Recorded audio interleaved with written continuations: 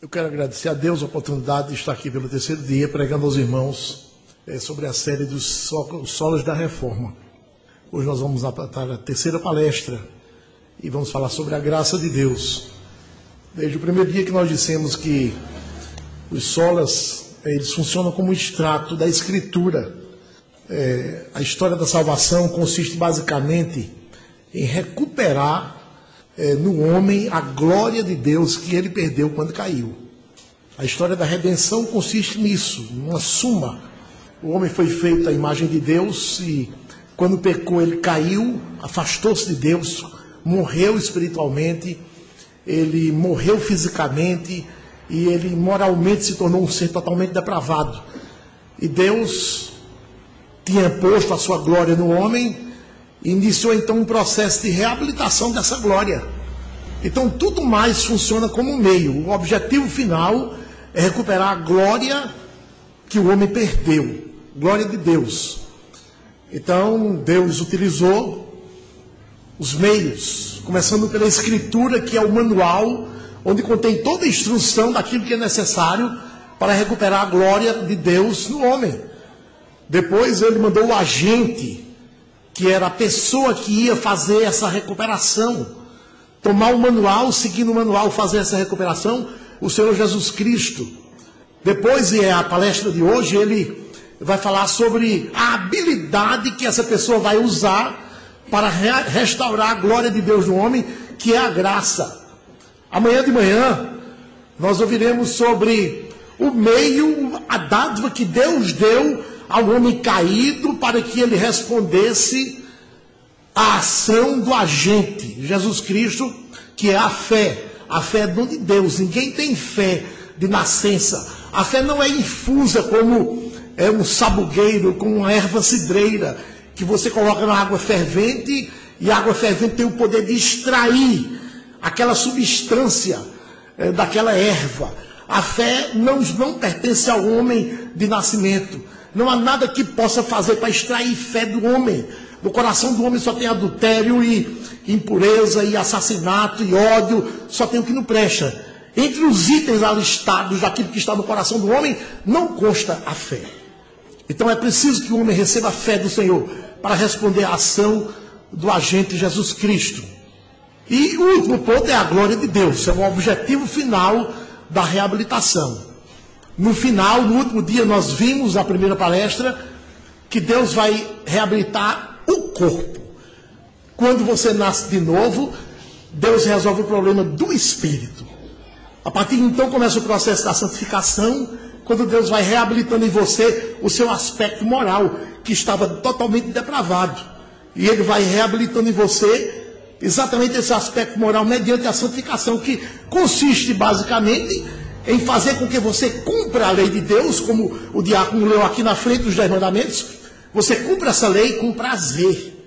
Você tem prazer na lei do Senhor. Você vai dizer como o salmista: ó, quanto amo a tua lei. Só quem diz isso é quem está no processo da santificação. É Deus que está reabilitando a sua glória no aspecto moral. Então você morre, o seu espírito vai para o céu. E os parentes estão aqui chorando de saudade, sepultando o seu corpo. E o seu corpo se desintegrando, voltando ao pó. Você no céu, o seu espírito, em perfeição, não peca mais. No aspecto moral você já está aperfeiçoado. Mas você está incompleto, porque o seu corpo está jazendo lá na sepultura. No cemitério municipal de Juazeiro ou no cemitério municipal de Petrolina. Mas no último dia, 3 coisas acontecerão. O Senhor vai voltar, os mortos vão ressuscitar e vai haver o juízo final. Nesse dia, quando o seu corpo ressuscitar, seu espírito volta, recebe o corpo novamente. E a partir dali você está em perfeição. A glória de Deus terá sido restaurada plenamente em você. E você vai habitar nessa terra aqui. A Nova Jerusalém que desce do céu, vem para cá e você vai habitar eternamente com o Senhor. Mas isso não vai acontecer com todas as pessoas. Aquelas pessoas que ficaram de fora, que se tornaram inimigas do Senhor Jesus, que olvidaram a Escritura, que olvidaram os pregadores da palavra do Senhor, essas pessoas serão banidas eternamente. Nunca terão a glória de Deus restaurada em si. E o que acontecerá? Eles irão para uma prisão que Deus construiu. Um presídio terrível, um presídio eterno. Um presídio em que ele tem as chaves. E que ele vai trancafiar nesse presídio todos os seus inimigos. O nome desse presídio é Inferno. E o Senhor não hesitará em colocar lá todos os seus inimigos. E eles vão ficar lá eternamente. A palavra eterna que se usa para o céu é a mesma palavra eterna que se usa para o inferno. O inferno existe, assim como o céu existe. E hoje, na palestra de hoje, vamos falar sobre o terceiro sola, que é a sola graça.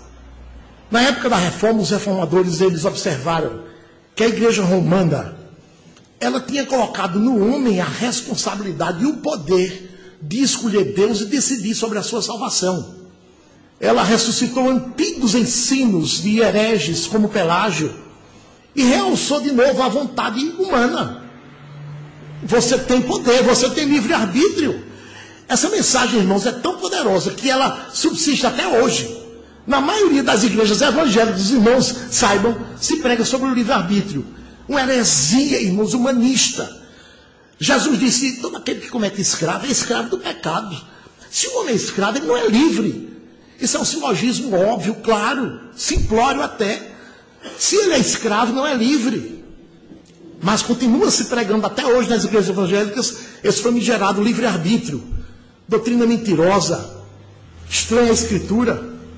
E os reformadores observaram que a igreja romana tinha colocado no homem o poder da sua salvação, mediante o seu poder de escolha. Você pode escolher Deus. Numa ressurreição das teorias humanistas, iluministas, pelagianas. Aquelas que enaltecem o homem, desde o Éden, quando Satanás disse a Eva, olhe, na hora que você comer desse fruto, você vai ter o poder igual a Deus. Sua vontade vai ficar igual a de Deus. E aquilo pareceu bem a Eva, e ela comeu e ela caiu. Então é sempre o mesmo engano. Você tem livre-arbítrio, você tem o poder de decidir. Tudo mentira, irmãos. Os reformadores se levantaram e disseram, não. Não, o homem está morto nos seus delitos e pecados, e a única forma pela qual ele pode ressuscitar dentre os mortos é se Deus derramar sobre ele a sua graça. E eles bradaram, sola gratia, somente a graça de Deus. Conta-se que um homem transitava por uma rua erma de uma grande cidade. Ao seu lado, o seu filho de 9 anos, no qual ele ia pegado na mão. Cantarolando, muito alegre. Ele amava seu filho, o filho amava o pai. E os dois iam caminhando por aquela rua, numa tarde agradável, clima ameno. De repente, surgido do nada, um assaltante. Coloca o revólver na cabeça do pai, anuncia o assalto. Aquele homem não reage, diz que não vai reagir, que está disposto a entregar tudo quanto ele quiser. Passa a carteira, ele passa a carteira.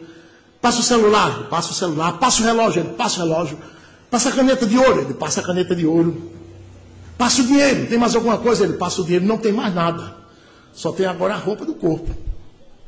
E aquele assaltante vai embora, mas antes de ir embora, aciona o gatilho, aponta o revólver para a cabeça do filho daquele homem de 9 anos, dispara, praticamente a queima-roupa, de tal forma que o miolo do menino saiu pelo outro lado.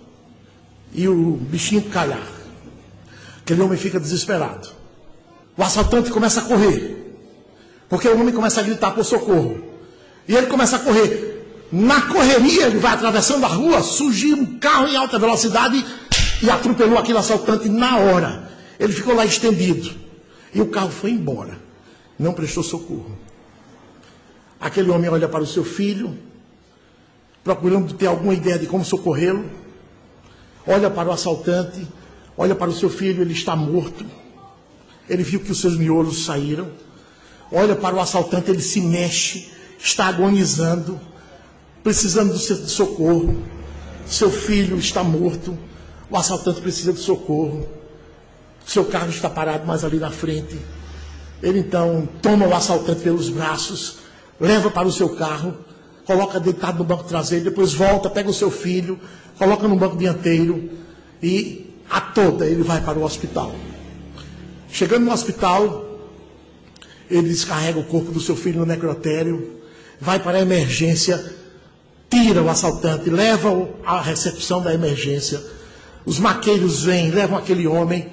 A moça pede o nome, ele diz, não sei, ele foi atropelado. Mas ele não vai poder ser atendido se não tiver uma calção, eu dou a calção. Ele passou o cheque, entregou a calção. E aquele assaltante foi socorrido, foi operado. Dias depois, o assaltante recebe alta. E aquele homem volta ao hospital e paga integralmente aquela conta. Assim também se deu na relação de Deus conosco. Aquela turba que gritava freneticamente, pedindo a morte de Jesus e a libertação de Satanás, de Barrabás, aquela turba era a turba que nos representava. Se lá estivéssemos, teríamos feito exatamente isso. Soltem Barrabás e prendam Cristo. Estevão bem falou em Atos 7, 51 e 52 o seguinte: homens de dura cerviz e incircuncisos de coração e de ouvidos, vós sempre resistis ao Espírito Santo, assim como fizeram vossos pais, vocês também estão fazendo. Qual dos vossos profetas vossos pais não perseguiram? Eles mataram os que anteriormente anunciaram a vinda do justo, do qual vós, e Estevão apontou assim, vós vos tornastes traidores e assassinos. Vós vos tornastes traidores e assassinos. Então, essa mesma acusação está sobre nós. Ninguém se engane. Inclusive nós, os que já fomos alcançados pela graça do Senhor. Como é possível, pastor? Que absurdo é esse? Que absurdo é esse? Eu sou um crente, sou salvo, fui salvo por Jesus. Será que ele prestou favor a um pecador que torceu pela sua morte? Votou pela sua morte? Pois é exatamente isso. E o nome disso é graça. A graça de Deus. Um dos seus mais extraordinários atributos. Um dos 4 atributos da sua bondade. Jamais é o amor, a paciência e a misericórdia. É pela graça, irmãos, que somos salvos. É pela graça que Deus reabilita a sua glória em nós. É pela graça que a glória do Senhor volta a brilhar em cada um de nós. Na época da reforma, irmãos, infelizmente, esse ensino estava sumido na vida da igreja. O povo não sabia o que era a graça de Deus. O povo só sabia o que era obras e fazer, e obras e fazer.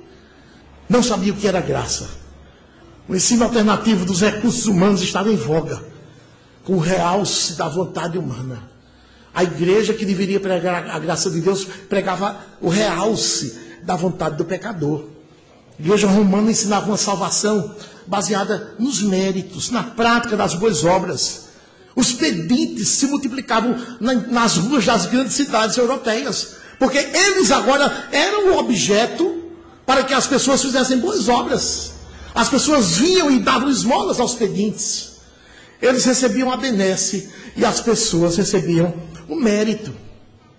Quando João Calvino chegou em Genebra, começou a pregar as verdades da palavra de Deus, das escrituras que estavam perdidas, os pedintes desapareceram rapidamente das ruas de Genebra, voltando a trabalhar, fruto de uma pregação legítima.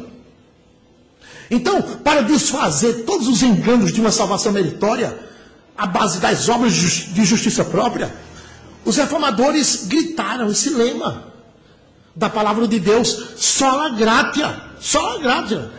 Espalharam rapidamente, irmãos, por toda a Europa, que a salvação é somente pela graça, fazendo os pecadores voltar ao pó, à humilhação. Porque antes disso, quando se pregava a salvação na base do método, os pecadores eram soberbos. Ah, eu fiz isso, eu escolhi. E eles falavam soberbamente, altaneiramente. Depois que souberam que a salvação era pela graça, e eles começaram a ficar humildes. Ó Senhor, tem misericórdia de mim. Começavam a bater no peito. Ó Deus, tem misericórdia de mim, pecador. Porque eles entenderam que se não fosse pela graça, eles estariam irremediavelmente fadados à danação. Como é que hoje eu estou na fé? Por que é que hoje eu amo a Escritura? Por que é que hoje eu creio na Bíblia? Faço parte de uma igreja? Ouço a verdade? Por que é isso? que foi que eu fiz? Nada. Eles entenderam isso porque ouviram a pregação da graça. Mas o lema do sola graça não ecoou somente no tempo da reforma, irmãos, mas na verdade em todas as épocas. Desde o Antigo Testamento, irmãos, que a pregação da graça de Deus fazia a diferença naquelas pessoas que ouviam a palavra de Deus. No tempo de Jesus, por exemplo, os fariseus cegamente acreditavam que a salvação era pelas obras, as obras de justiça da lei de Moisés. Nos nossos dias, irmãos, os homens acreditam piamente que a salvação é obtida na base de bondades pessoais. Os homens acreditam que serão salvos na base dos seus próprios méritos, irmãos. Olha, é impressionante isso. Nós, reformados, temos um trabalho tão grande, meus irmãos, para pregar a verdade e desfazer essa mentira da mente dos homens. É assustador o número de pessoas que creem dessa forma. Essa praga está impregnada no homem, todas as religiões. Porque todas as religiões do mundo pregam a salvação na base das obras. Elas dizem assim: você, na qualidade de fiel, precisa fazer alguma coisa para merecer, escuta a palavra, para merecer o favor do seu Deus, da sua divindade. É assim que todas as religiões do mundo pregam. Qualquer religião que você for, ela vai dizer isso. Você vai ouvir isso da boca do preletor. Você precisa fazer alguma coisa para poder merecer o favor da divindade. Somente o cristianismo prega a salvação na base da graça de Deus. Mas eu digo, somente o cristianismo autêntico. Porque o cristianismo falsificado, que tem se multiplicado nos nossos dias, ele prega também uma salvação na base de obras meritórias. Os pregadores dizem: Deus já fez a sua parte, só falta você fazer a sua. E pior, a parte que o pecador tem que fazer é a última, a do fechamento. O pecador é que tem que dar a palavra final. Deus já fez a sua parte. Só falta você dizer, pecador, sim a Deus. Deus é aquele coitadinho que está lá esperando, pacientemente, que você diga sim a Ele. Não é isso, meus irmãos, o que a Escritura diz, nem o que Jesus pregou. A salvação é uma dádiva de Deus, que é derramada sobre o pecador, somente se Deus quiser, e por favor, e o nome disso é graça, sola gratia. E vamos ver algumas lições, irmãos, a respeito do assunto. A primeira é que a graça começou a vigorar desde que a queda aconteceu. Interessante isso. Não fosse a graça de Deus, ele teria destruído o homem assim que ele pecou. Ninguém estaria aqui sentado, ouvindo a pregação. Ninguém teria família. Todos já estávamos na terra do além, na danação eterna. Mas não foi isso que Deus fez. Quando ele chegou naquela tarde do dia da queda, depois que sentenciou os criminosos, a Escritura diz que ele matou um animal, sacrificou um animal, com a pele daquele animal ele cobriu Adão e Eva, fez vestimentas para Adão e Eva, e o fez pela graça. Aquele animal que ele matou já foi uma figura de Cristo. O seu filho, que foi imolado na eternidade, Cordeiro de Deus que foi morto antes da fundação do mundo, como diz lá Apocalipse, ele foi figuradamente imolado ali, no Éden, naquele sacrifício que Deus fez. Gênesis 3, 21 diz: fez o Senhor Deus vestimentas de peles para Adão e sua mulher, e os vestiu. Ora, para fazer vestimentas de peles, é preciso que tire a pele do animal. E ninguém tira a pele do animal, que é o seu maior órgão, sem sacrificá-lo.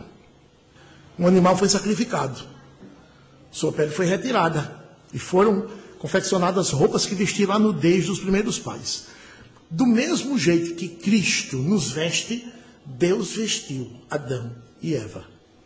Esse sacrifício já prefigurava Cristo, que na verdade foi morto antes da fundação do mundo. Então, meus irmãos, a graça começou a vigorar ali, na queda. É erro grosseiro, irmãos, afirmar que no Antigo Testamento vigorava a lei. No Novo Testamento vigora a graça. A lei é coisa do Antigo Testamento. Eu vivo no tempo da graça. Isso é erro grosseiro dizer isso. Púlpitos e mais púlpitos têm ensinado ao povo essa mentira. E o que é que acontece? Isso tem uma implicação séria. Como o Antigo Testamento já cessou, já está na classificação dos tempos idos, dizem que a lei também passou, que a lei era uma coisa do Antigo Testamento. A lei passou e nós vivemos pela graça. Então eu pergunto a você, se a lei passou, é lícito roubar, não é? É lícito adulterar, não é? É lícito matar. A lei não passou? A sua igreja, se tiver um caso de disciplina de um membro, não pode disciplinar, não é verdade? A lei passou. Se um membro da igreja for flagrado roubando, ele não será disciplinado. Porque o roubo é a transgressão do 8º mandamento, da lei moral. Mas como você disse que a lei moral passou, é coisa do Antigo Testamento, então manda os membros da igreja roubar. É erro grave, meus irmãos, além de grosseiro. Afirmar que a lei de Deus é coisa do passado, peça de museu. E o argumento horrorizado desses apologetas, irmãos, é uma interpretação grotesca de João 17. João 17 diz assim, João disse assim, porque a lei foi dada por Moisés. A graça e a verdade vieram por meio de Cristo Jesus.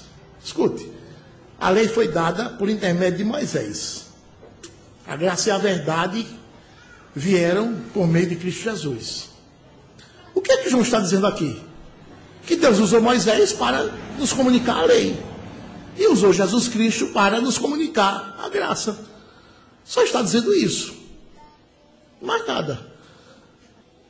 Então os intérpretes do mal entendem que, porque Moisés viveu no Antigo Testamento, então a lei foi dada por Moisés que viveu lá, então a lei é para lá. Mas a graça e a verdade que vieram por Cristo, então quando Cristo nasceu ali de Maria, então começou a graça. Eles interpretam dessa forma, irmãos. Nada mais do que isso. Mas quando nos lembramos, irmãos, que o Filho de Deus agia desde a criação, quando nos lembramos que todas as coisas foram feitas por Ele, sem Ele, nada do que foi feito se fez, que Ele estava ativo na criação. Quando nos lembramos, irmãos, que naquela hora, naquela tarde da queda, o Pai sacrificou um animal para tirar dele a pele, para fazer vestimentas para Adão e Eva. Quando nos lembramos disso, aí nós lembramos, então Jesus Cristo estava ali, né? Estava. Jesus Cristo estava ali. Figuradamente ele foi imolado naquele sacrifício. E aquilo foi feito pela graça. A lei que vigora do nosso tempo, irmãos, que não vigora no nosso tempo, é a lei cerimonial, que regia o culto lá da antiga aliança. E também a lei civil, que regulava a sociedade de Israel, que Deus não impôs a nenhuma outra nação depois de Cristo. Mas a lei moral, irmãos, os 10 mandamentos é perpétua. Por isso que o salmista dizia, para sempre, ó Senhor, está firmada a tua palavra no céu. Salmo 119, 89. Então, tinha lei no Antigo Testamento, tem lei no Novo Testamento. Tem graça no Novo Testamento, tinha graça no Antigo Testamento. Irmãos, o apóstolo Paulo usou o capítulo 4 inteiro da carta aos Romanos para mostrar claramente a nós que Abraão, que viveu na antiga aliança, foi justificado pela fé. E os irmãos sabem que a graça opera por meio da fé. Abraão, da antiga aliança, foi justificado pela fé. Quem diz isso é Paulo, é o Novo Testamento. Então, abandonemos, irmãos, esse conceito errado de que a lei é coisa do Antigo Testamento, que você vive pela graça. Os irmãos que foram salvos no Antigo Testamento foram salvos pela graça. E nós, do Novo Testamento, também somos salvos pela graça. Então, fique sabendo, se a graça de Deus não tivesse sido derramada desde a queda, você não estaria aqui. Definitivamente não. Segundo lugar, a graça de Deus enxerga os pecadores como criminosos. Irmãos, graça é uma coisa e misericórdia é outra. Os irmãos sabem disso. Graça não é a mesma coisa que misericórdia. São dois atributos diferentes. O puritano Arthur Punk, ele explica isso de uma forma muito clara. Ele diz, quando Deus olha os homens, os pecadores, com os óculos da misericórdia, ele enxerga nos pecadores moribundos, no leito do hospital, prestes a morrer. Tadinhos. E ele tem pena dos pecadores. Ele tem misericórdia dos pecadores, de todos eles. Quando ele olha os pecadores, os óculos da misericórdia. Mas quando ele tira os óculos da misericórdia, que coloca os óculos da graça, que ele olha os pecadores assim, ele vê cada um dos pecadores como criminosos, que transgrediram a sua lei. O moribundo precisa de socorro, e o criminoso merece condenação. Por isso que somos salvos pela graça. Pela graça sois salvos. Efésios 2:8. Então a graça é necessária para reabilitar a glória de Deus no pecador, porque os pecadores são criminosos. E por que são criminosos? São criminosos porque 1 João capítulo 3, versículo 4 diz que todo aquele que pratica o pecado também transgride a lei, porque o pecado é a transgressão da lei. Fique ciente que quando você transgride a lei do Senhor, em algum dos mandamentos, em algum dos momentos do dia, cabe a você a classificação criminoso. Eu sou um criminoso da lei de Deus.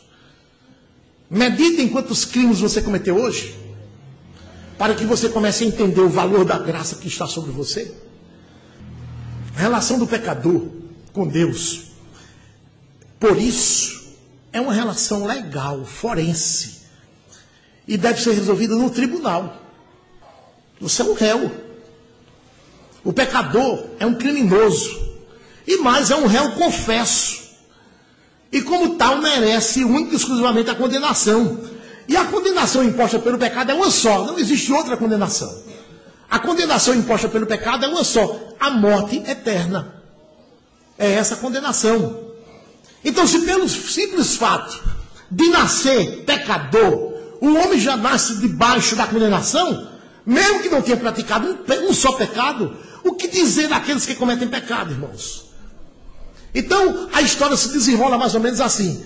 O pecador, ele comparece diante de Deus, lá no seu tribunal, posta-se diante do juiz, togado, com aquele terrível martelo da sentença na mão, e o pecador vê que o juiz levanta o martelo, e o seu coração treme. Ele está acuado. Ele diz, é agora. Aí o juiz bate o martelo, e ao invés de dar uma declaração condenatória, o pecador ouve da boca do juiz que ele está quites com a justiça divina, e de que nada deve a Deus, e que está plenamente justificado de todos os seus pecados. Aí o pecador escuta aquilo e fica atônito, estupefato, embevecido. Paulo disse assim, isso acontece pela graça, por causa da graça. Ele disse em Romanos 3, 24, sendo justificados gratuitamente por sua graça. É por causa da graça que é gratuita sobre você. Então, costuma-se definir a graça como sendo um favor, né, não merecido. É muito mais do que isso. É um favor prestado a quem merece condenação. E mais, é um favor que não é qualquer favor. É um favor salvador. É o máximo favor que alguém pode prestar, meus irmãos. É o máximo. Não é um favorzinho, não. É o máximo favor. Aquele homem foi e pagou a conta daquele que matou seu filho.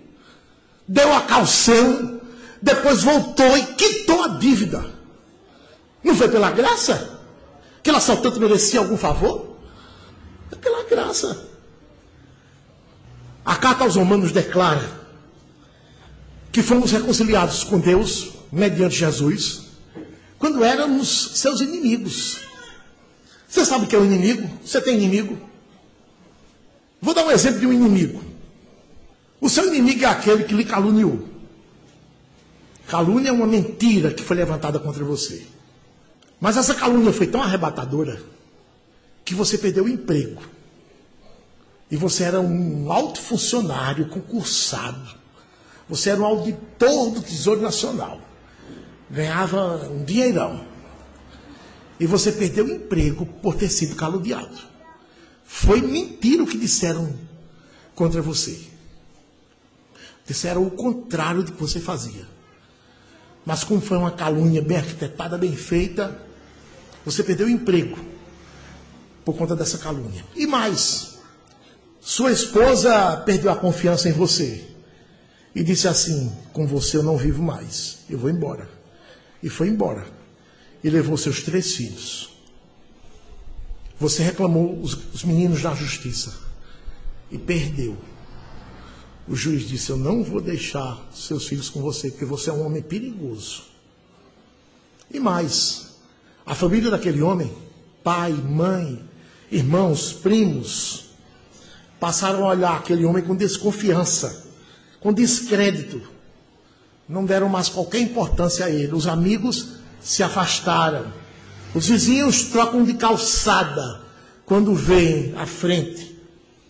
Em suma, você ficou sozinho, abandonado, desempregado, desfamiliarizado sem família, ficou prejudicado no presente e ficou com o futuro completamente comprometido.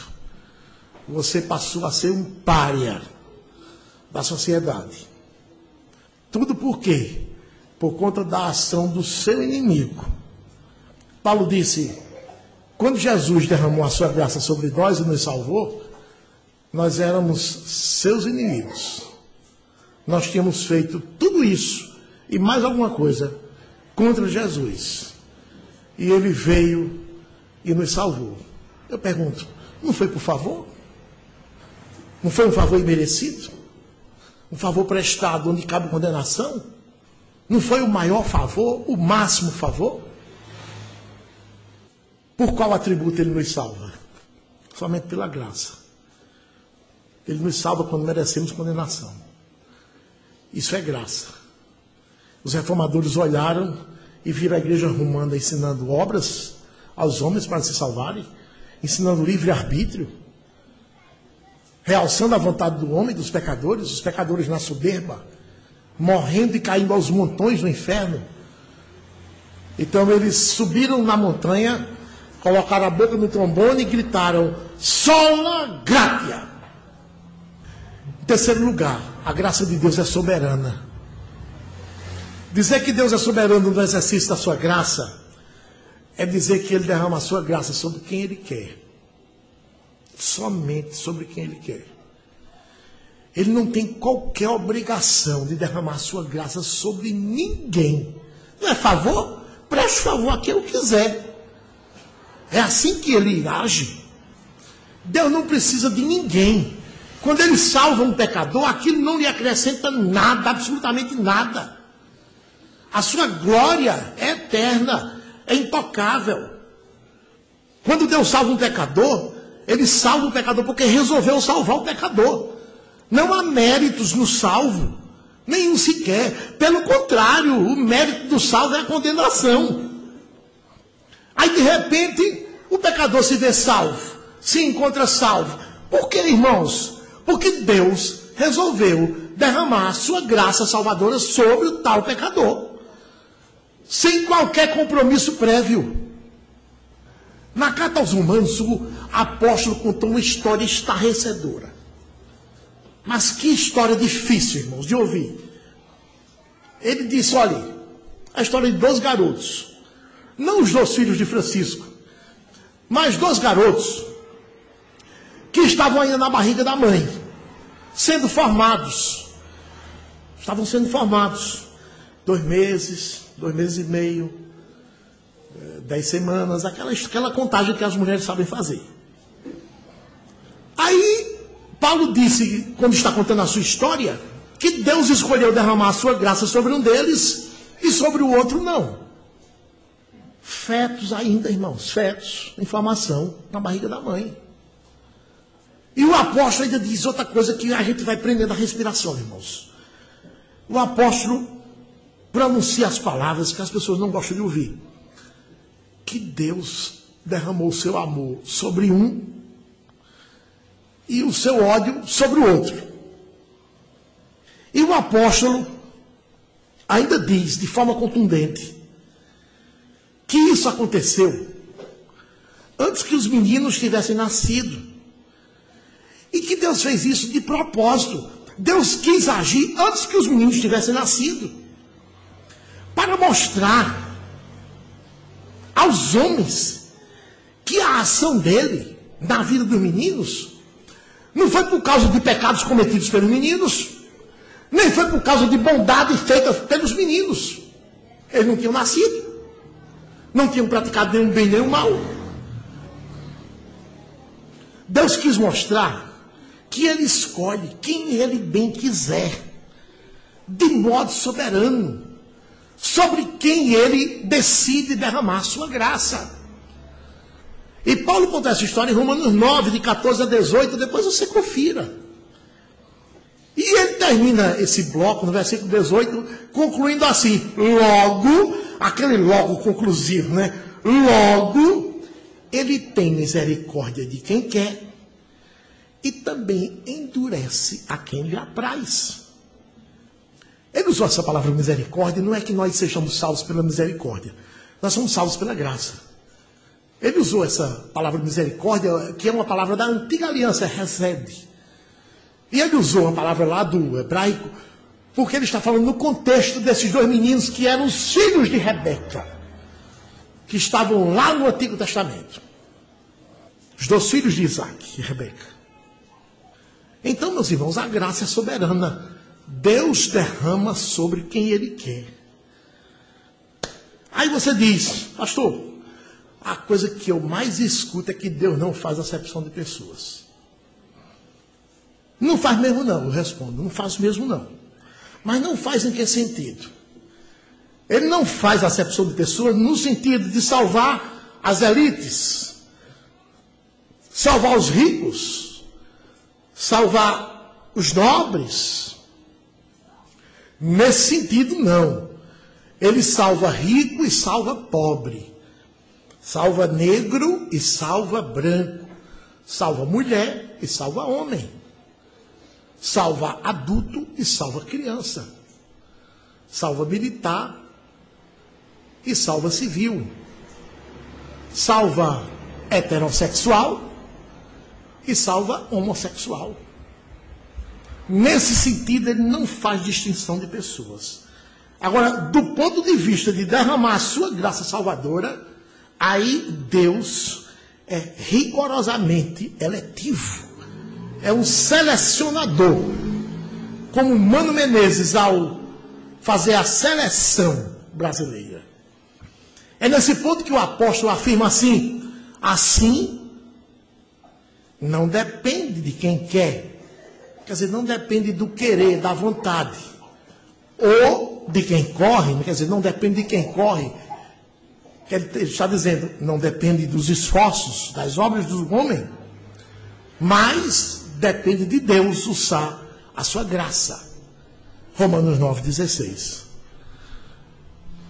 Então, irmãos, Deus ele é soberano no derramar a sua graça. Ele derrama a sua graça sobre quem ele quer. Paulo disse, não é por obras de justiça praticadas por nós. Tito 3,5. Essa linguagem, irmãos, era o inverso da linguagem vigente na época da Reforma.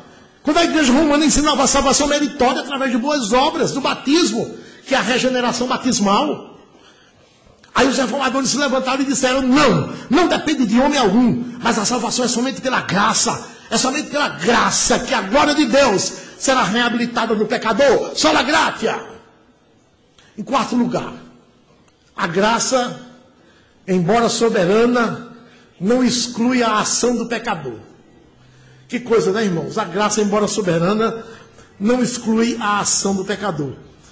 Se a graça é soberana, se Deus derrama a sua graça sobre quem Ele quer, então nada cabe ao pecador. Resposta óbvia seria, não, nada cabe ao pecador. Mas antes de responder essa pergunta, nós precisamos nos lembrar o seguinte, que a queda não foi culpa de Deus, foi culpa do homem. Antes da queda, irmãos, o homem não tinha aquela propensão pecaminosa, não tinha natureza pecaminosa, não tinha aquela inclinação natural para pecar como nós temos.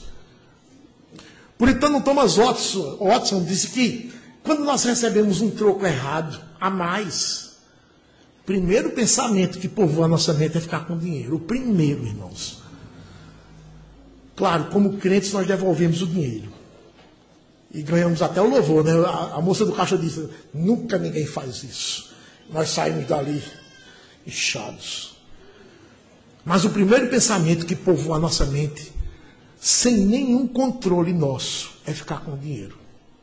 Ele está certo, irmãos. Um dia eu testei isso. Ele está certo. Mas antes da queda nós não tínhamos essa propensão para pecar. Não tínhamos.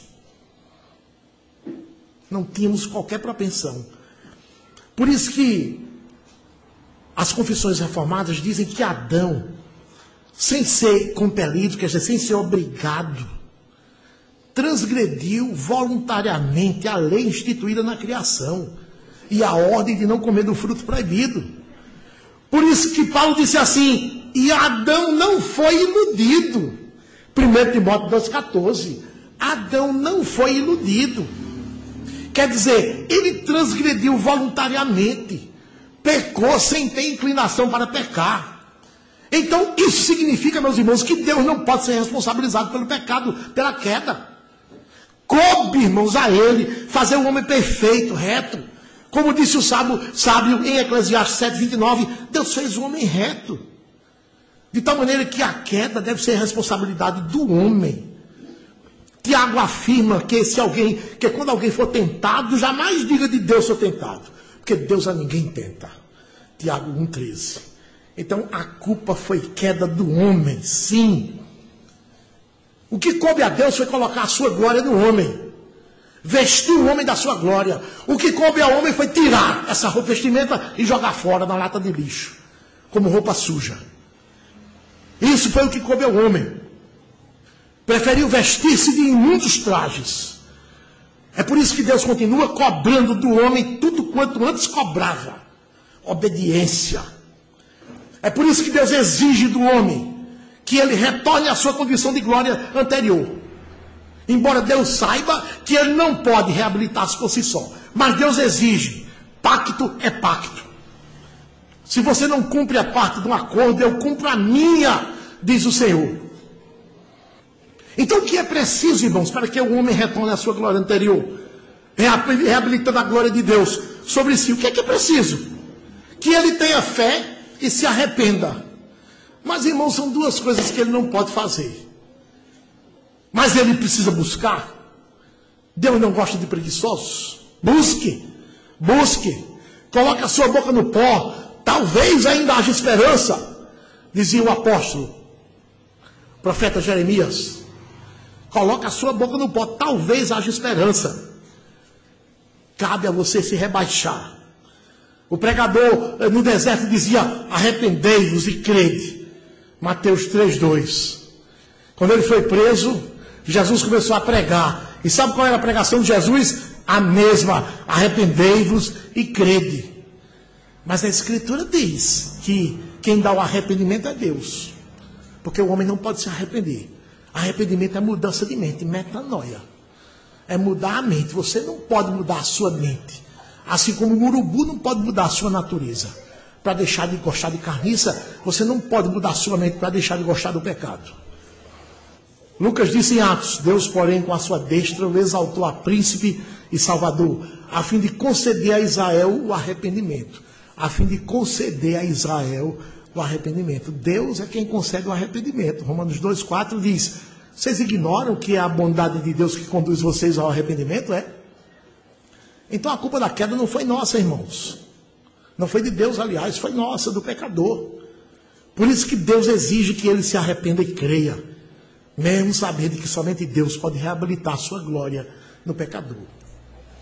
Eu quero terminar, irmãos, com algumas aplicações. A primeira, no seu entendimento, desde quando a graça de Deus vigora sobre os homens?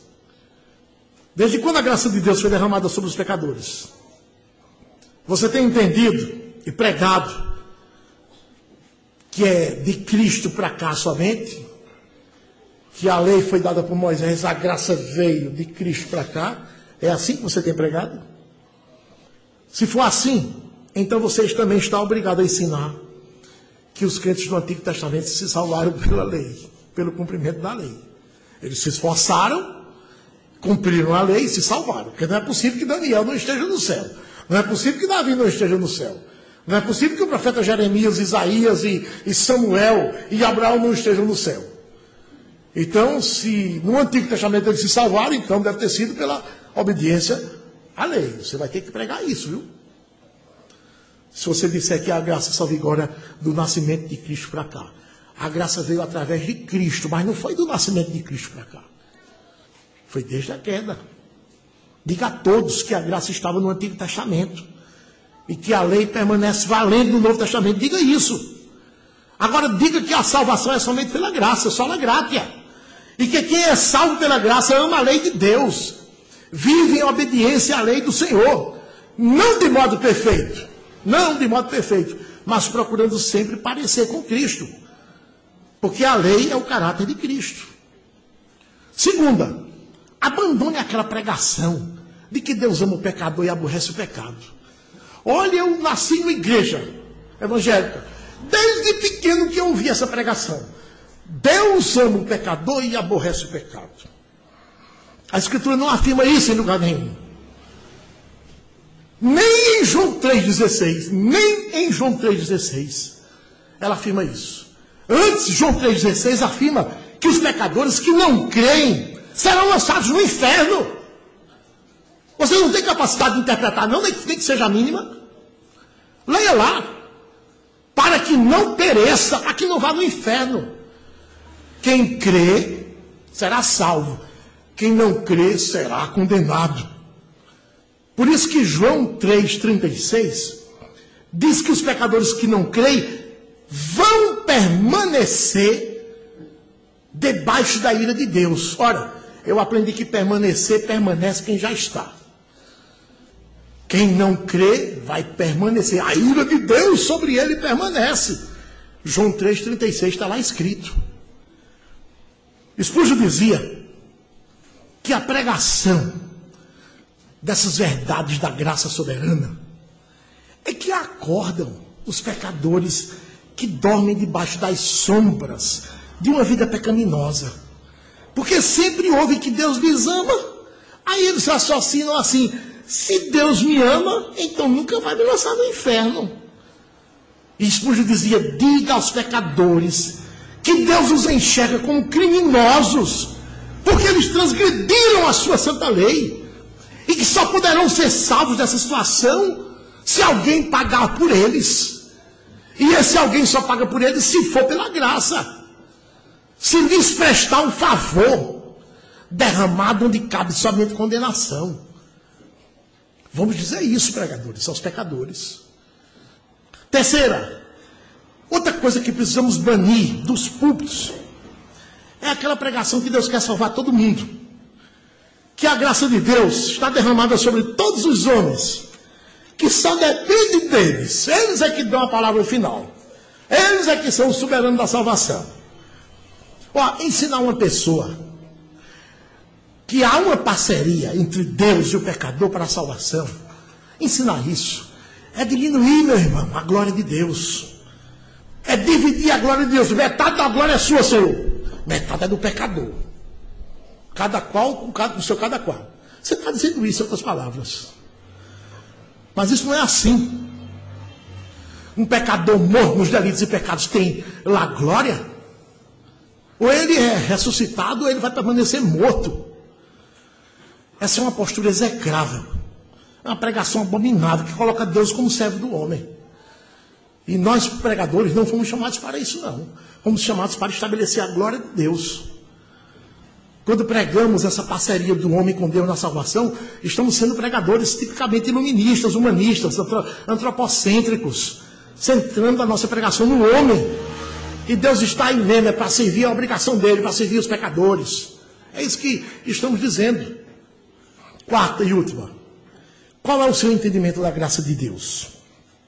Você crê que a graça é algo comum, é? Não é extraordinário, não? Como é que você tem apresentado a graça de Deus às pessoas às quais você prega? Às quais você anuncia o Evangelho? Você tem ensinado a eles que eles só serão salvos por favor? Você tem ensinado a eles: olha, você que não gosta de pedir favor a ninguém por causa da sua soberba, pois você só será salvo se você pedir por favor. É para dizer assim aos pecadores, irmãos. É para mandá-los gritar a Deus: por favor, Senhor, salva-me, Senhor, restitui a tua glória. É assim que devemos gritar para esses pecadores que estão mortos dos delitos e pecados. Eles não merecem glória, irmãos, eles estão mortos na soberba, estão mortos no orgulho. Há pregadores que ensinam aos pecadores o contrário, que o pecador deve fazer um favor a Deus e aceitá-lo, coitadinho, que o bichinho está ali sentadinho, esperando um favor seu. Mas é brincadeira, não é, irmãos? É brincadeira uma coisa dessas. Isso é uma pregação, irmãos, isso é uma aberração, é típica de falso profeta. Típica de falso profeta. Digamos então, irmãos, aos homens que só serão salvos pela graça. Digamos-lhe que só terão a glória de Deus reabilitada sobre si, se Deus derramar sobre eles a graça salvadora, por meio de Cristo Jesus. Vamos dizer ao soberbo assim: ou você pede por favor, ou você nunca será reabilitado, e você vai morrer nos seus delitos e pecados, e você vai ficar definitivamente banido da glória de Deus, destinado ao lago de fogo e enxofre, onde o verme não lhe morre e o fogo nunca se extingue.